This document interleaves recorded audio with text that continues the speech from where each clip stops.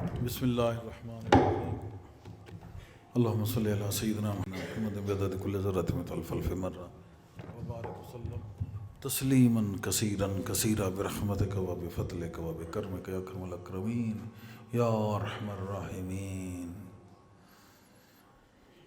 یا قدیم یا دائم یا حی یا قیوم یا صمد یا احد یا وتر یا من لم یلد ولم یولد ولم یکن لہ کفوا احد برحمتک یا ارحم الراحمین۔ اللہ پاک کا شکر ہے کہ اس نے ایک بھرپور عرس عطا فرمایا، عرس کا دن اور اس کے بعد 3 دن کا چلہ۔ اس دن سے رحمتوں کا نزول اور ابھی تک جاری ہے۔ جو اہل دل ہیں، جو دل والے ہیں، جو شوق والے ہیں اور جو طالب ہیں، وہ اس عرس کی خوشیاں یا اس کی برکات یا اس کی رحمتیں وہ سمیٹتے رہے ہیں، اور اب بھی وہ دیکھ سکتے ہیں کہ ان کے دلوں پر ان عرس کے ڈیز جو تھے، یہ 3 دن جو جنت کی سیر تھی اور 1 دن عرس کا، 4 دن یہ بالخصوص اپنے نقوش چھوڑ کے گئے ہیں، اور یہ نقوش ایسے ہوتے ہیں کہ اگلے عرس تک کم از کم قائم رہتے ہیں۔ اس میں دعائیں قبول ہوتی ہیں۔ عرس دن میں بجائے کسی کی باتیں کرنے کے اللہ کی باتیں کیا کرو، اور بجائے کچھ اور ادھر ادھر ٹر کرنے کے، دوسرے لفظوں میں ٹر سے یہ مراد ہوتی ہے کہ ہر وہ بات جو خدا اور رسول یا محبت سے تعلق نہ رکھتی ہو، وہ بیکار ٹر ہی ہوتی ہے۔ تو اگر ان دنوں میں لوگوں نے دعائیں مانگی ہیں، بہت زیادہ مناجات کرنی چاہیے، بہت زیادہ دعائیں مانگنی چاہیے۔ وضو ہے نہیں ہے، جو بھی حالت ہے، اٹھتے بیٹھتے چلتے پھرتے، بس دعائیں مانگا کرو۔ یہ جو عرس کے دن ہوتے ہیں نا، یہ بہت خاص ہوتے ہیں۔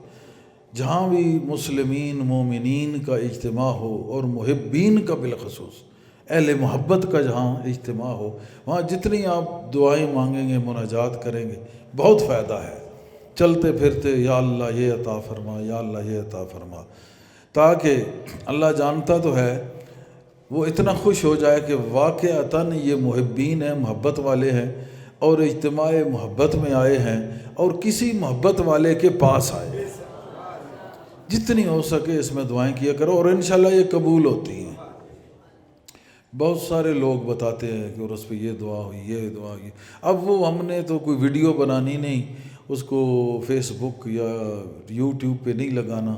وہاں شیخ صاحب بتائیں کہ آپ نے کیا دیکھا اور کیا سنا، اور کب سوئے اور کیا کھایا، اور کیا ایکسپیرینس ہیں، اور یہ اور وہ، اور کوئی کرامات کی ایسی بک کچھ بھی نہیں۔ ہر مرید کا جو دل ہوتا ہے، وہ ہر دل کرامت کی ایک کتاب بنتا جاتا ہے، اگر وہ مرید ہو تو۔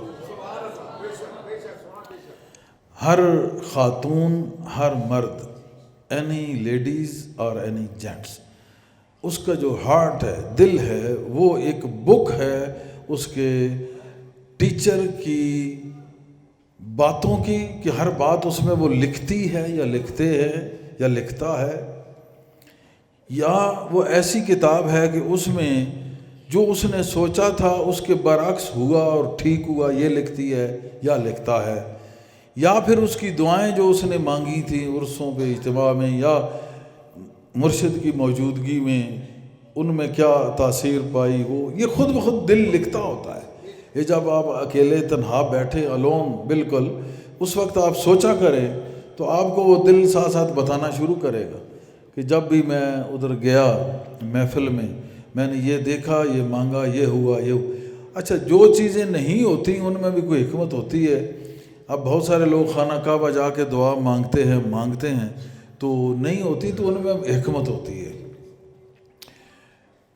ایک حدیث ہے، اب اس کی ایتھنٹسٹی ہے اور کس کتاب میں ہے یہ تو ابھی مجھے ذہن میں نہیں ہے، کیونکہ جو درس و تدریس کا سلسلہ رکھتے ہیں ان کو تو پورے حوالہ جات، اور وہ بہرحال وہ پتہ چل سکتا ہے، علامہ صاحب موجود ہیں، جتنے علماء یہاں کے ہیں اس کا وہ حوالہ دے بھی سکتے ہیں، کہ آخر وقت میں ایک انسان کو بے شمار ثواب ملتے جائیں گے لگاتار، بہت زیادہ۔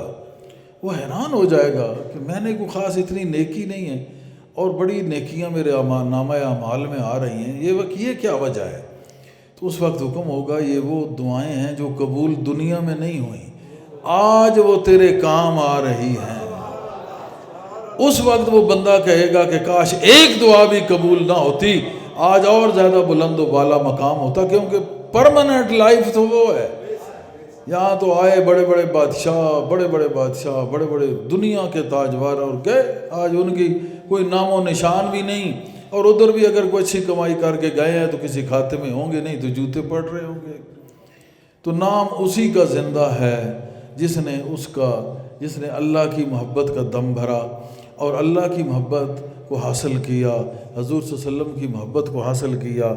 تو میں یہ کہہ رہا تھا کہ دعائیں جو تم مانگتے رہو گے کم از کم یہ 4 دن، ویسے تو نماز کے بعد دعا کا ایک شرف قبولیت حاصل ہوتا ہے، میں کہتا ہوں سب سے زیادہ دعاؤں کو قبول ہوتے جو دیکھا ہے یہ اجتماع جو ہوتا ہے نا اہل محبت کا، جس میں محبت والوں کا اجتماع ہو، خشک بندوں کا نہ ہو کہ انہوں نے وزن تو اٹھایا ہو مگر ان کا دل جو ہے وہ ایمان کا وزن اٹھانے سے عاری ہو۔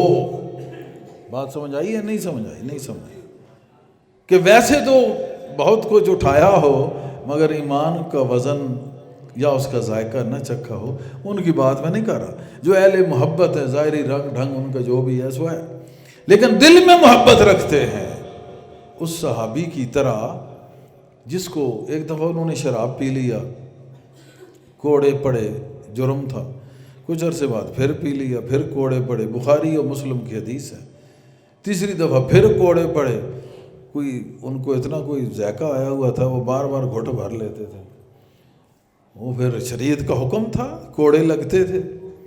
تو ایک صحابی نے کہا کہ لانا تو اس پہ، یہ بار بار بارگاہ مصطفیٰ میں لایا جاتا ہے، اس کو شرم نہیں آتی، اس کو کوڑے پڑتے ہیں۔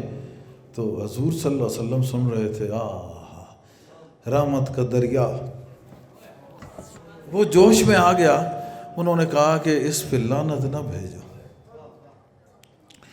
غلطی کر رہا ہے، گناہ ہے، اس کو سزا مل رہی ہے، مگر اس پہ لعنت نہ بھیجو، کیوں؟ میں دیکھتا ہوں کہ اس کے دل میں محبت تو ہے، رسول کی محبت تو ہے، اللہ کی محبت تو ہے، غلطی کر جاتا ہے، اس کی توبہ کرتا ہے، توبہ کر لیتا ہے، کوڑے پڑ جاتے ہیں، سزا مل جاتی ہے، ادھر ہی مل گئی، آگے تو جان بچ گئی۔ تو اتنا پیارا نبی جو اس حد تک بھی بچا رہا ہے، پروٹیکٹ کر رہا ہے، اتنا کیئرفل، اتنا کائنڈ اور مرسیفل اور اتنا مہربان، اس نبی کا امتی کبھی مار کھا سکتا ہے؟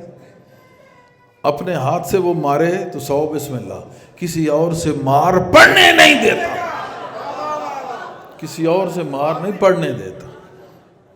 تو کتنی خوش نصیبی ہے اس امت کی، اور اس امت کے جب ایسے ستارے، پھر ان کے دن منائے جاتے ہیں۔ ان دنوں میں کیا ہوتا ہے؟ یہ لوگ یہ اس پہ بھی بڑا اعتراض کرتے ہیں، دن میں یہ ہوتا ہے کہ یہ اس بندے کا دن ہے جو اللہ اللہ کرتا بھی تھا، اللہ اللہ کرواتا بھی تھا۔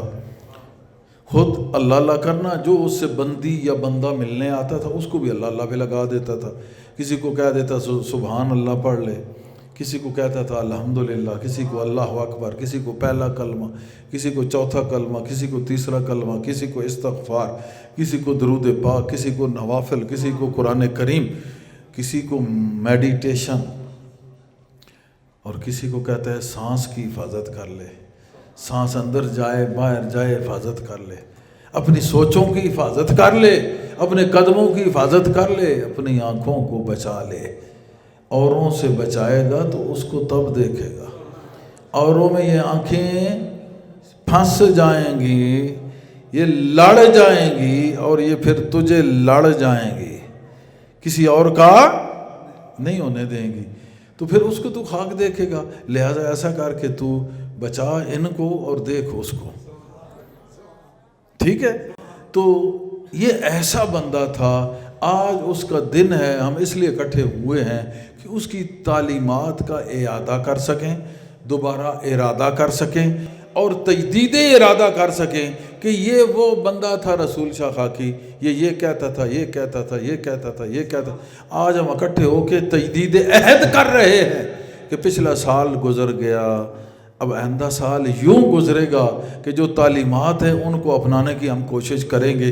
یہ ہے عرس، یہ ہے اجتماع، یعنی اللہ کے لیے جمع ہونا، اس کے ذکر کے لیے جمع ہونا، اس کے راستے پر چلنے کا ارادہ کرنا، تجدید ارادہ کرنا، یہ عرس ہے. اور یہ اتنا ثواب ہے جو مرضی بکتا رہے، یہ بالکل ثابت و سنت ہے. حضور صلی اللہ علیہ وسلم کو تو کوئی ضرورت نہیں تھی نا کسی کا عرس منانے کی، وہ تو ہر روز منزل عروس پہ تھے، ان کو کیا ضرورت ہے کسی کا دن منانے کی. ہاں ان کے جو نوکر ہیں، غلام ہیں، خادم ہیں، وہ ان کا بھی دن مناتے ہیں، ان کے پیارے اصحاب اور اہل بیت کا بھی دن مناتے ہیں. اب اصحاب و اہل بیت سے جو مستفیض ہوئے اولیاء اللہ، ان کا بھی دن مناتے ہیں. یہ ہمارا طریقہ ہے. کوئی نہیں مناتا تو گناہ کوئی نہیں، کوئی مناتا ہے تو ثواب ضرور ملتا ہے، کیونکہ اللہ کا ذکر کرتا ہے وہ. اس میں کوئی اچنبے والی بات، کوئی نئی بات نہیں ہے. کوئی منکر اگر تمہارے کان میں کوئی ایسا یہ ایسا کوئی زہر گھولے تو اس چیز کو سمجھ جانا کہ یہ منکر ہے، یہ زہر گھول رہا ہے. گویا جو 4 دن ہم نے اللہ کا ذکر کرنا تھا، یہ اللہ کے ذکر سے روک رہا ہے. یعنی یہ ابلیس ہے، یہ سفید شیطان ہے، کپڑے سفید پہنے ہوئے اندر سے لعین شیطان ہے. یہ اللہ کے ذکر سے اور اللہ کی مجلس سے روک رہا ہے. اس کی بات نہیں سننی. غور سے جب مڑ کے دیکھو گے، میں کہتا ہوں ذرا دھیان کر لینا ناچیز کا، اس کی شکل کو تھوڑی دیر دیکھنا، شکل کو تھوڑی دیر دیکھنا، اس میں بالکل تمہیں پلیتی، نحوست، نجس وہ نظر آئے گا. چہرے سے وہ پتہ چل جائے گا کہ یہ ایمان اس کا جو ہے یہ نکل چکا ہے اور چہرہ مسخ ہو چکا ہے. یہ بڑا تجربہ ہے، بہت بڑا تجربہ ہے. غور سے اس چہرے کو دیکھنا، یہ سوچنے کے بعد اور اللہ سے توبہ کرنے کے بعد کہ یا اللہ اس شیطان سے بچا، اعوذ باللہ من الشیطان اللعین الرجیم، یا اللہ اس لعنتی سے بچا.